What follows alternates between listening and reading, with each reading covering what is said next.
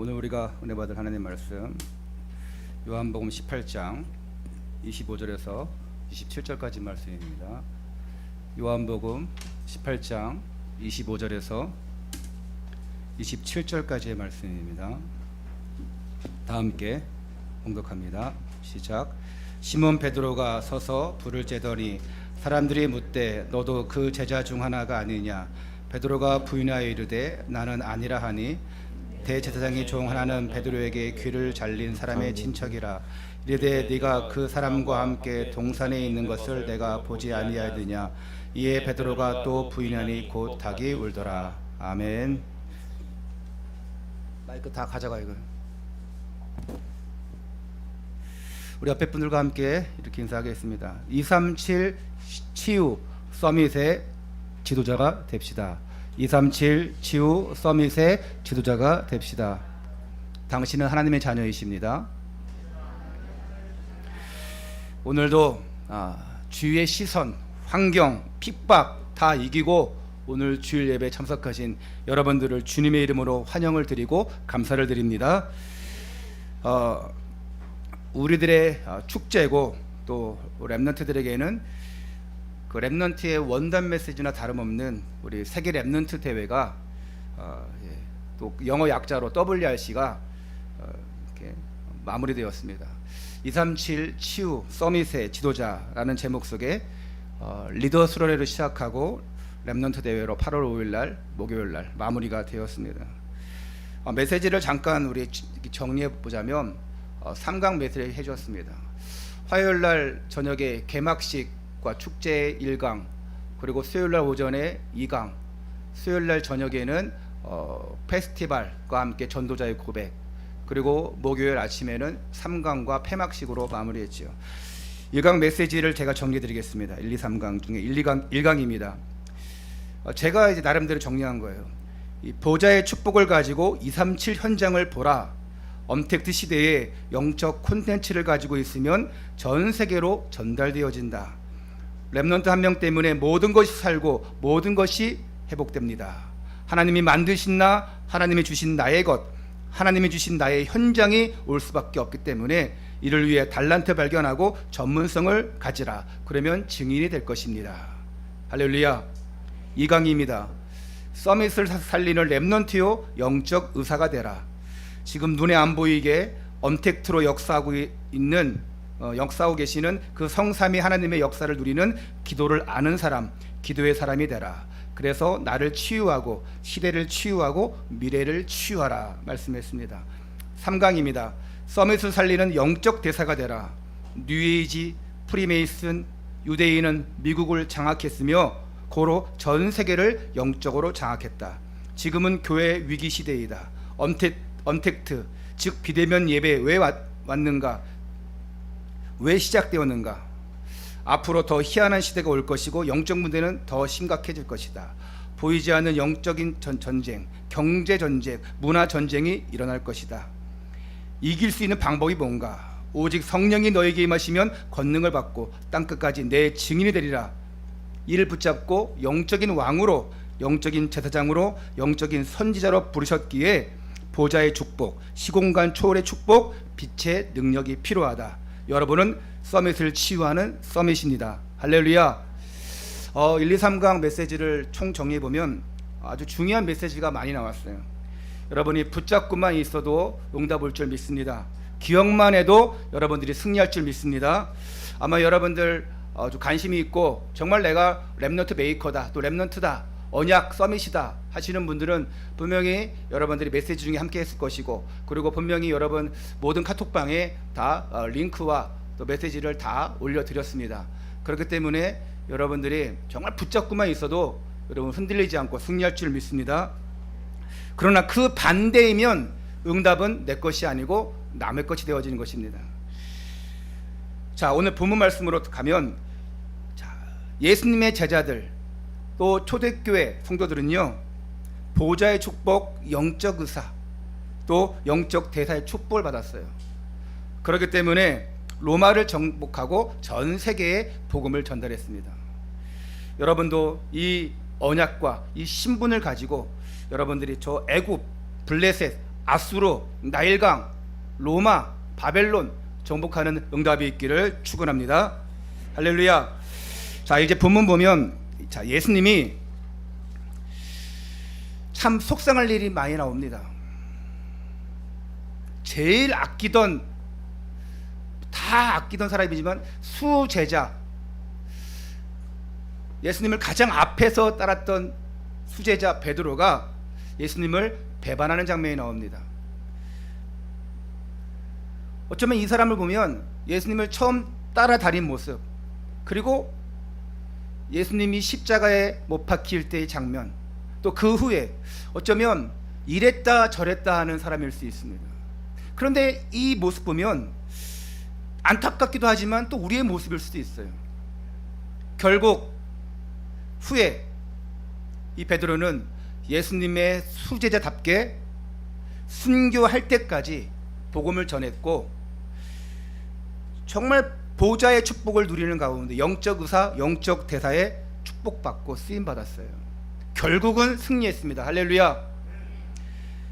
오늘 본문에 나오는 수제자 베드로, 두 얼굴을 볼 수가 있죠. 아니면 세 가지 얼굴도 나올 수 있습니다. 이랬다 저랬다. 전에 말씀 선포한 적이 있습니다. 우리 아이들이 보면 여러 가지 얼굴을 가지고 있다고 합니다.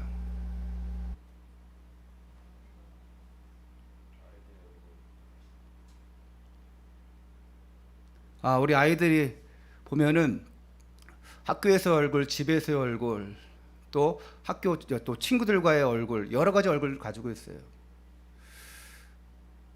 학교에서는 모범생인 것 같은데 뭐 집에서는 막 반항하고 대드는 아이들도 있고요.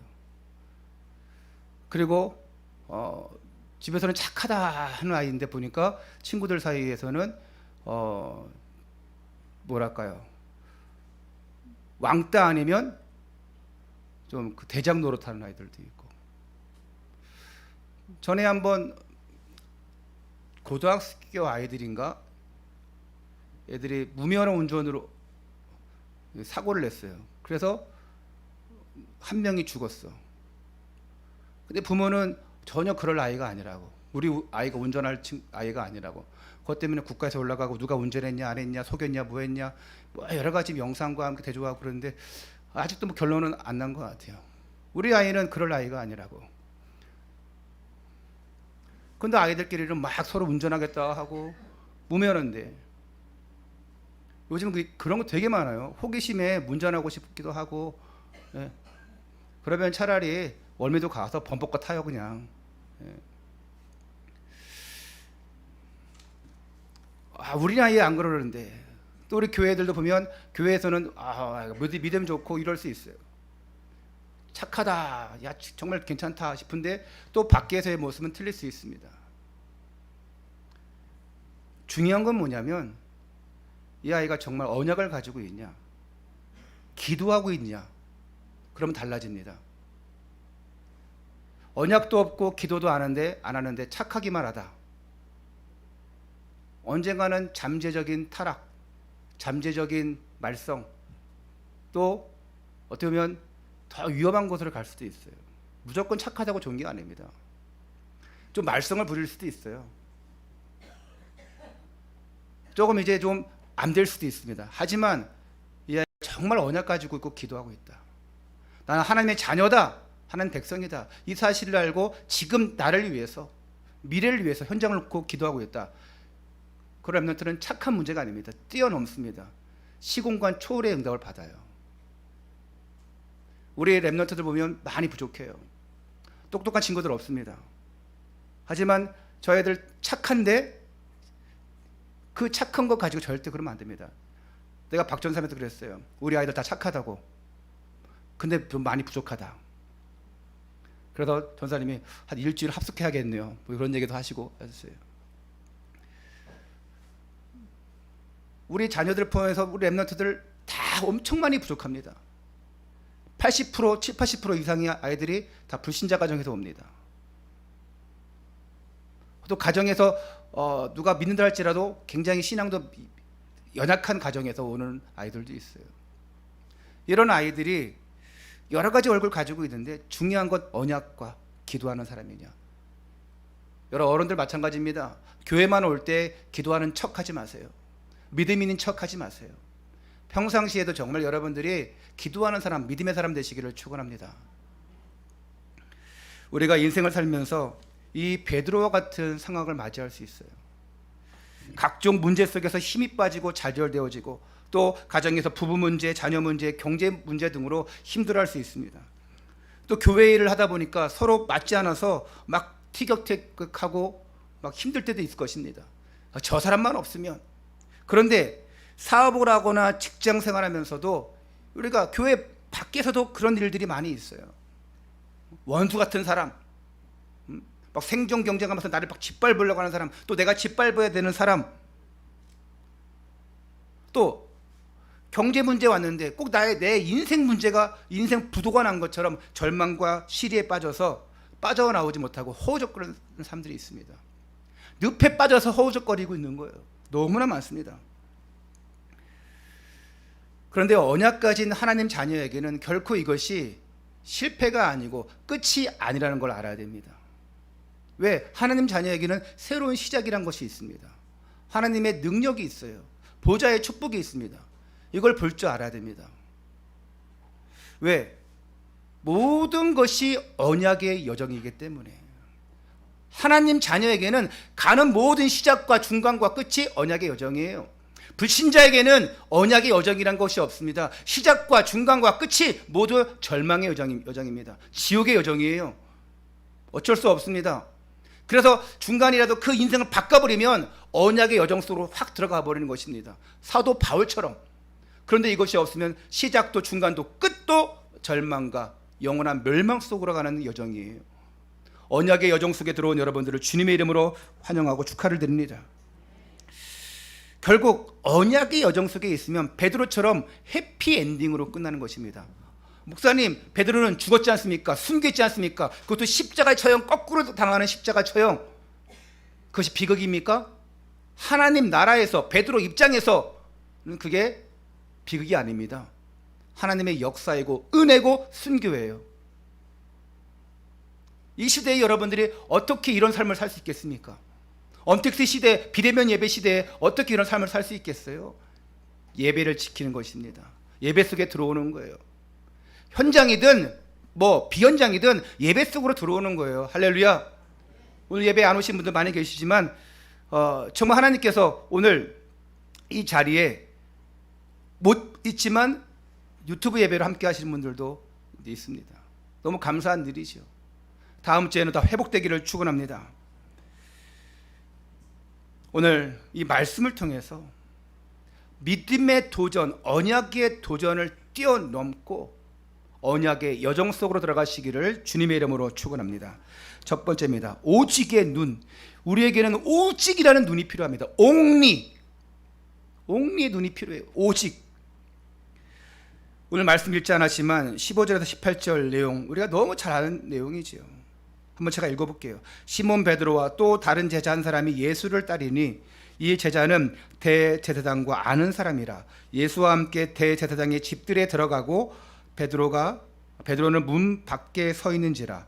대제사장을 아는 그 다른 제자가 나가서 문 지키는 여자에게 말하여 베드로를 데리고 들어오니 문 지키는 여종이 베드로에게 말하되 너도 이 사람의 제자 중 하나가 아니냐 하니 그가 말하되 나는 아니라 하고 그때가 추운 고로 종과 아랫사람들이 불을 피우고 서서 쬐니 베드로도 함께 서서 쬐더라. 자, 예수님이 가론 유다에 의해서 그 고발로 인해서 로마 군인들에게 군대라서 군대 지난주 그죠 군대 체포된 이후에 대제사장 가야바의 그 집안에서 불법 재판을 받고 있는 과정이에요. 이때 베드로도 그 집들에 들어가서 멀리서 지켜보는 과정입니다. 이때 거기 계집 중 하나가 물어보는 거예요. 아니, 저 사람도 예수와 함께 있던 사람이다. 그러자 베드로는 본능적으로 나와요. 본능적으로. 어떤 본능입니까? 살고자 하는 본능이에요. 그래서 아니라고. 난 예수님 모른다고. 저 예수를 모른다고. 그때 25절, 27절 쭉 내용 가면 베드로가 지난주에 말구의 귀를 배웠죠. 그 사람과 친척인 사람이 또 질문해요. 예수님이 제자다. 그때 또 아니라고 봅니다. 아니라고 합니다.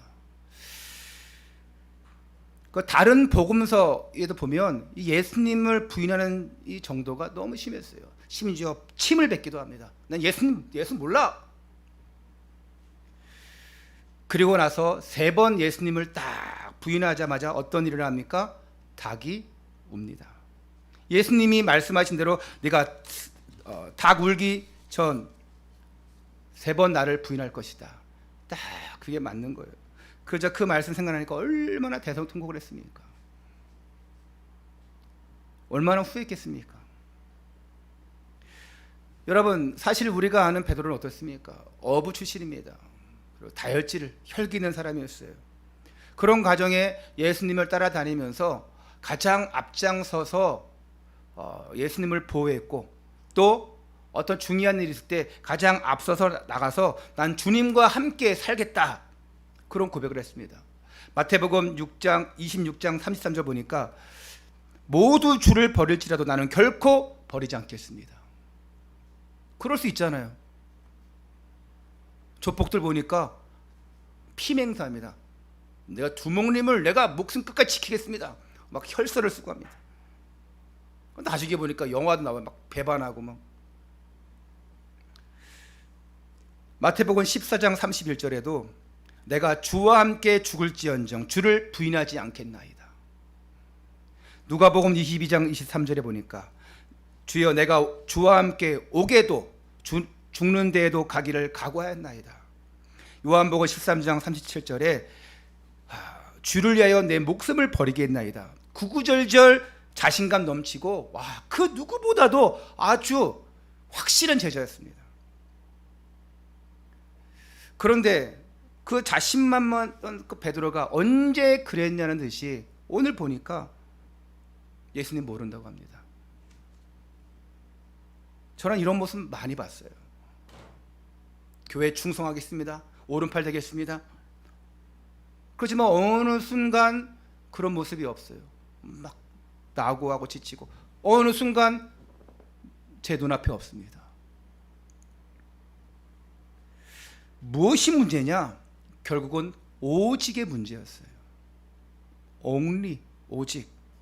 베드로의 눈에는 오직이 없었습니다. 그래서 나를 외치고 나를 주장하다가 결국은 예수님을 부인한 거예요. 나 살겠다고. 그게 본능이잖아요. 자녀를 지키려고, 자녀 대신 죽으려고 하는 것이 이제 본능이잖아요. 부모의 본능이에요. 위급한 순간에 나를 살리고자 하는 것이 본능이에요. 베드로도 마찬가지입니다. 근데 결국 뭐가 안 된 겁니까? 옥리가 안 된 거예요. 사도행전 1장 1절 3절 8절이 안 된 겁니다. 창세기 3장 6장 11장 속에 계속 자기 중심적 자기의 그 예틀 속에 계속 갇혀있던 것입니다. 창세기 3장에 나 중심, 창세기 6장에 그 세상 중심, 창세기 11장에 그 거짓 성공 중심, 그 바벨탑 속에 계속 갇혀있던 것이에요.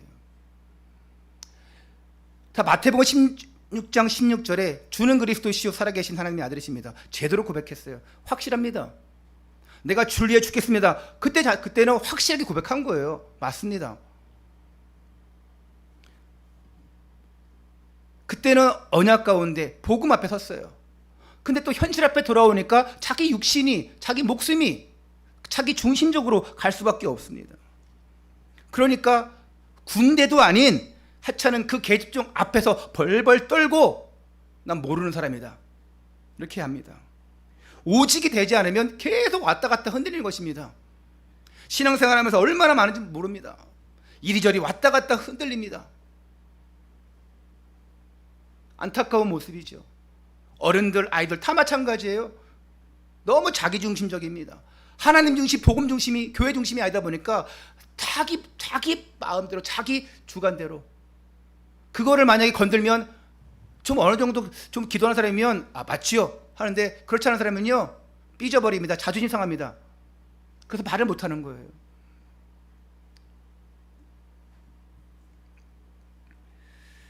오직 그리스도, 오직 하나님 나라, 오직 성령 충만, 이 138의 비밀을 가지고 있지 못하면 계속 흔들릴 수밖에 없어요.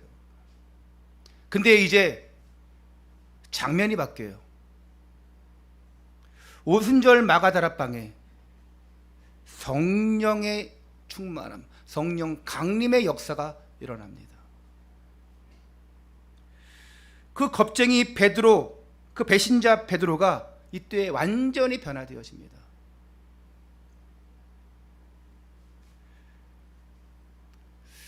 이미 요한복음 21장에 보니까 예수님이 자기의 생업으로 돌아간 베드로를 만나서 내 양을 치라, 내 양을 먹이라, 내 양을 살려주라, 세워주라.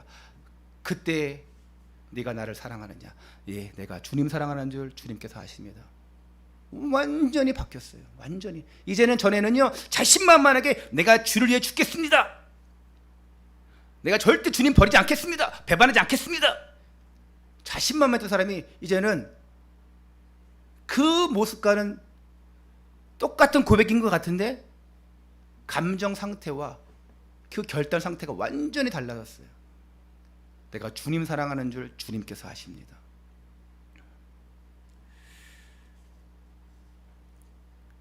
완전 바뀌고 나니까 이제 초대교회의 수장이 되어집니다. 사도행전 4장에 보니까 그 서슬프런 그 사내들인 공회 앞에서 어떻게 얘기합니까?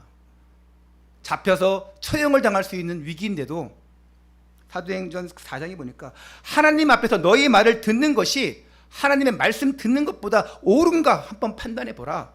우리는 보고 들은 것을 말하지 아니할 수 없다. 천하 인간의 구원 얻을 다른 이름을 우리에게 주신 일이 없음이라. 할렐루야. 완전히 180도 달라졌어요. 오직의 눈이 열린 것입니다. 138의 눈이 확실히 띄어진 거예요. 예수님이 이제 감난산에서 딱 나타나셔가지고 거기서 말씀 선포하지 않습니까? 138의 비밀을 줘요. 그 비밀을 붙잡고 사도행전 1장 14절에 많은 전 성도가, 초대교회 성도들이 오로지 기도에 힘쓰더라. 기도로 원네스가 되어집니다. 여러분의 삶이 이런 삶이 되시기 바랍니다. 오직 예수가 그리스도, 하나님의 나라, 성령 충만함, 이것밖에 없구나. 이 오직의 삶이 되어지면 영적 의사, 영적 대사로 쓰임받는 것 아무 문제 없습니다. 달리 의사입니까? 달리 대사입니까? 병원을 세워도 사람 살리지 못하면 의사입니까? 저 다른 나라에 파견되어서 자국민을 보호하지 못하면 그게 대사입니까? 여러분 병원 차리지 않았어도, 해외에 파견 안 나갔어도 여러분들이 다 살리는 자, 영적 의사, 대사임을 믿으시기를 주님의 이름으로 축원합니다. 두 번째입니다. 예배 집중, 기도의 집중의 힘이에요. 베드로의 예수님 사건, 예수님 부인 사건을 보면 베드로가 보여줬던 중요한 특징이 한 가지 있어요. 뭐냐? 그때 한 것이 많이 있어요. 잠시의 감정으로 한 것이 있어요. 오래 생각하고 한 것이 아니라 그냥 그 즉시에, 그냥 어쩌다가 한번 이것이 뭐 이렇게 하는 거, 그런 것이 아니고 정말 집중이 필요합니다. 오늘 어쩌다가 내가 예배 왔네, 어쩌다가 한번 기도해 봤네, 이것이 아니라 예배를 드리더라도 집중, 기도하더라도 집중. 기도하는데 그냥 막 눈치 보고 뭐고 사람들 쳐다보고 뭐 이러잖아요. 예배 드리는데 그냥 핸드폰 보고, 예배 드리는데 뭔 생각하고, 예배 드리다가 그냥 여러 가지 막 딴 것에 막 신경 쓰입니다.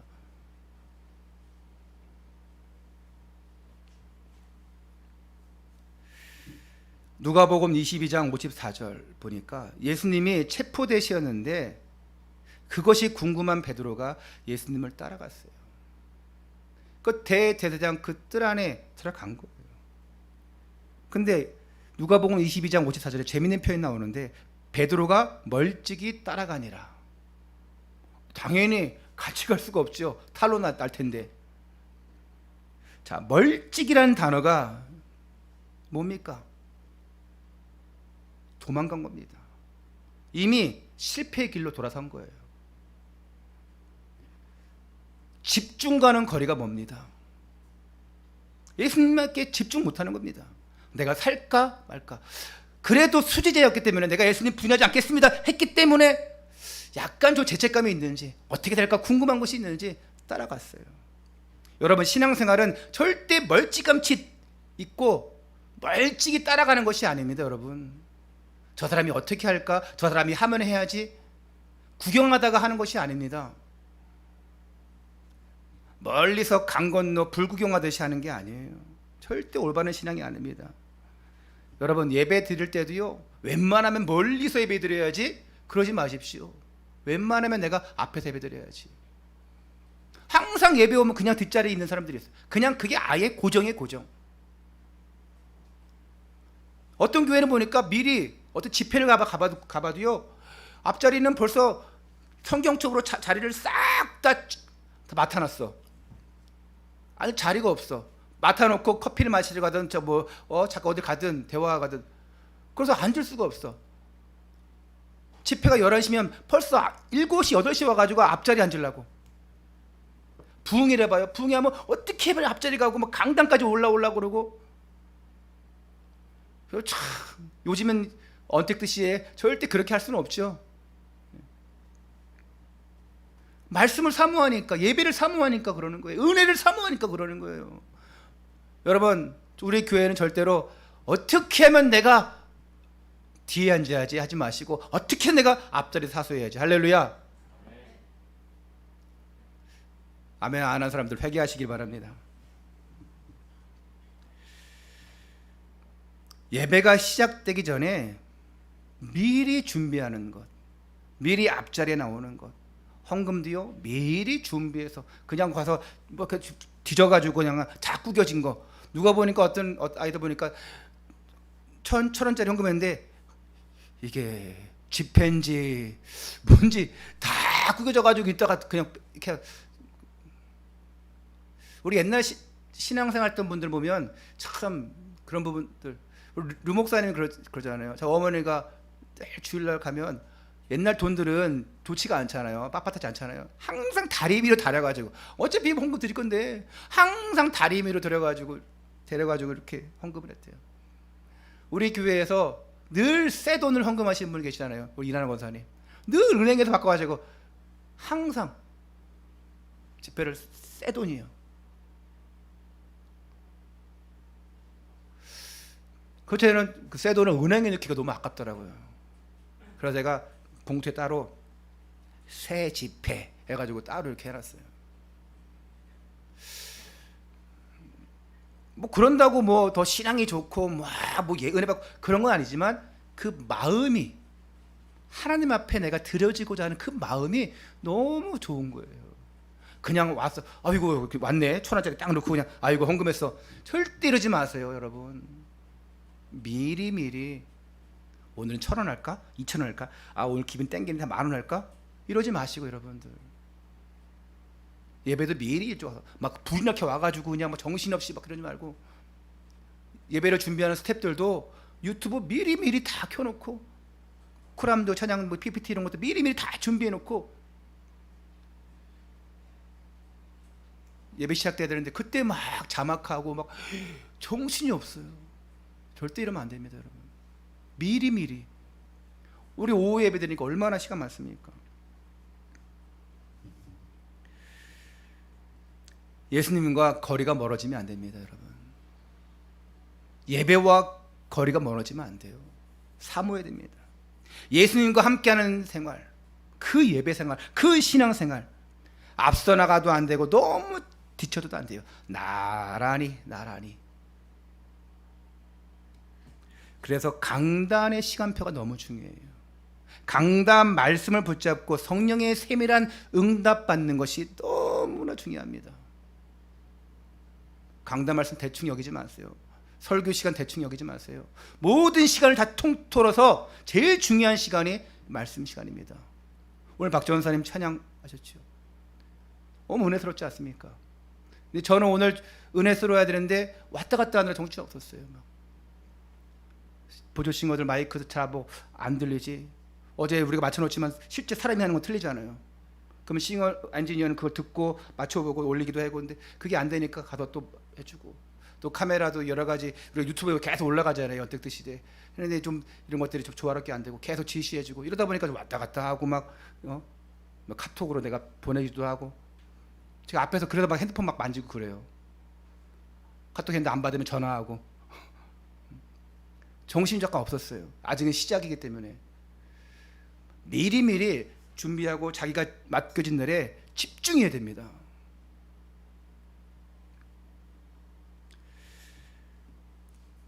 그리고 예배 집중을 넘어서 기도 집중 속으로 들어가야 돼요. 이 베드로가 집중하지 못했던 모습이 또 어디 나오냐? 마태복음 26장에 예수님이 그 쓴 잔을 마시는, 그 십자가를 지시는 그 전에 겟세마네 동산에서 기도하는 장면 나옵니다. 땀방울이 핏방울 되도록 기도하는 장면. 그때 졸고 있는 베드로와 요한, 야고보에게 예수님은 너희는 잠시도 깨어서 기도할 수 없느냐? 예수님의 심정인데, 아니 이제는 십자가를 져야 되는데, 죽어야 되는데, 이들은, 제자들은 자고 있어요.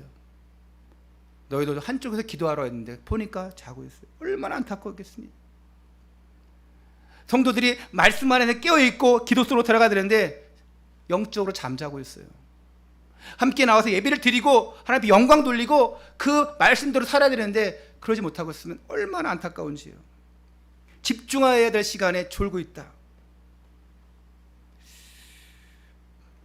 베드로의 의지가, 혈기가 아무리 강할지라도 사단의 공격 앞에는 그냥 속수무책입니다. 무력해질 수밖에 없어요. 영적으로서 강해야 됩니다. 여러분, 껴있어야 돼요. 우리의 싸움은 혈과 육이 아닙니다. 하늘에 임한 악한 영들과 싸움이에요. 영적으로 준비되지 않으면 우리는 당할 수밖에 없어요. 보통 예배도 리허설을 합니다. 우리는 따로 리허설은 없어요. 근데 찬양하기 전에 연습을 하고 리허설합니다. 영적 분위기 이끌어가기 위해서. 설교는 리허설이 없어요. 제가 준비하고 말씀 보고 기도하다가 와서 선포합니다. 근데 제가 그냥 아무 생각 없이 그냥 준비도 안 하고 오늘 뭐 할까 하고 그냥 이렇게 하고 하면은 사람의 지식, 생각이 전달될 수 있으나 하나님의 능력이, 보좌의 축복이 전달 안 될 수 있어요.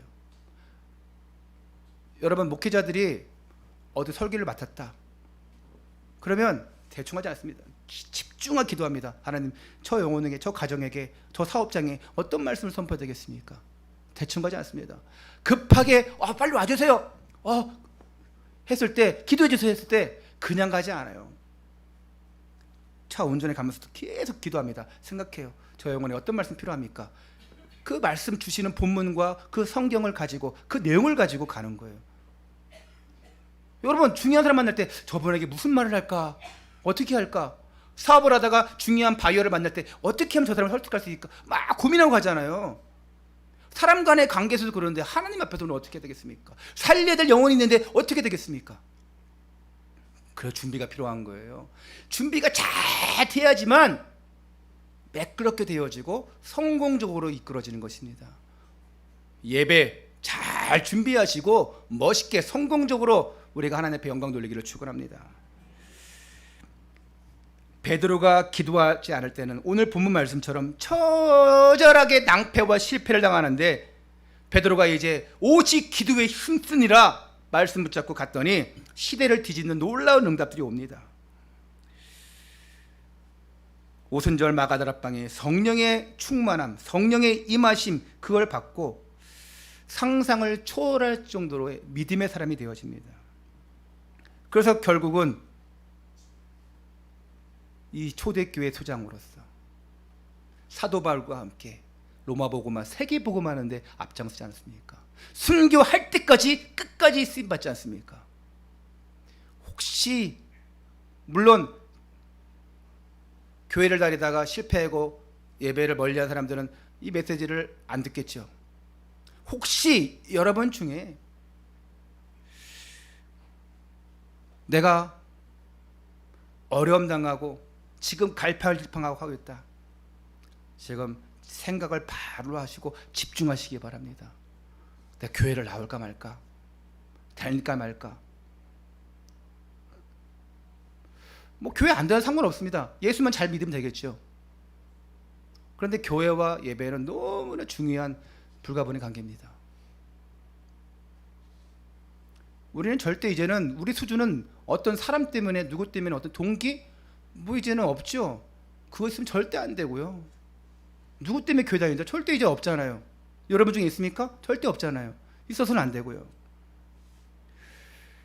여러분이 예배에 집중, 기도에 집중, 그리고 하나님의 뜻에 집중하는 가운데 믿음의 언약의 여정 사시기를 축원합니다. 결론입니다. 인생을 살면서 우리는 나의 잘못, 나의 실수로 상처를 받기도 하고 상처를 줄 수도 있어요. 의도치 않았는데 상처를 줄 수도 있어요. 베드로로 인해서 예수님이 얼마나 상처받았겠습니까, 여러분? 또 다른 사람으로 인해서 얼마나 상처받을 수 있습니까? 때로는 나의 잘못과 상관없이 사건과 문제 속에 빠질 수도 있습니다. 이때 영적 시각이 너무 중요합니다. 모든 것이 언약의 여정이에요. 지나고 보니까 믿음의 사람들에게는 지나고 보니까 다 언약의 과정이에요. 여러분 신앙생활하면서 막 늘 잘 됩니까? 안 될 수도 있잖아요. 교회 다니면서 뭐 늘 좋습니까? 은혜 받습니까? 때로는 설교 통해서 아유 기분 나빠 이럴 수도 있고, 성도들과 관계 속에서도 저 인간 할 수도 있고, 또 때로는 야 오늘 말씀 너무 좋구나, 야 저 성도 너무 믿음 좋구나 도전받을 수도 있고요. 근데 그때마다 중요한 것이 뭐냐? 영적 시각이에요. 영적 시각. 무엇을 바라보고 있느냐, 어떻게 바라보고 있느냐. 다 과정이구나. 다윗이 고백하지 않습니까? 이 또한 지나가리라. 우리 아이들 암되는 모습이 있을 수 있습니다. 이 또한 지나가리라. 여러분에게 암되는 모습, 힘든 모습이 있을 수 있어요. 이 또한 지나가리라. 모든 것이 언약의 여정이라고 볼 때 영적 회복이 일어나게 되어집니다. 사도 바울이 복음 전하다가 감옥에 갇혔습니다. 큰 죄를 저질러서 감옥에 갇힌 것이 아니고 복음 전하다가 감옥 갔어요. 그때도 하나님은 함께 하셨습니다. 여러분 어떤 일 당해도 하나님은 함께 하십니다.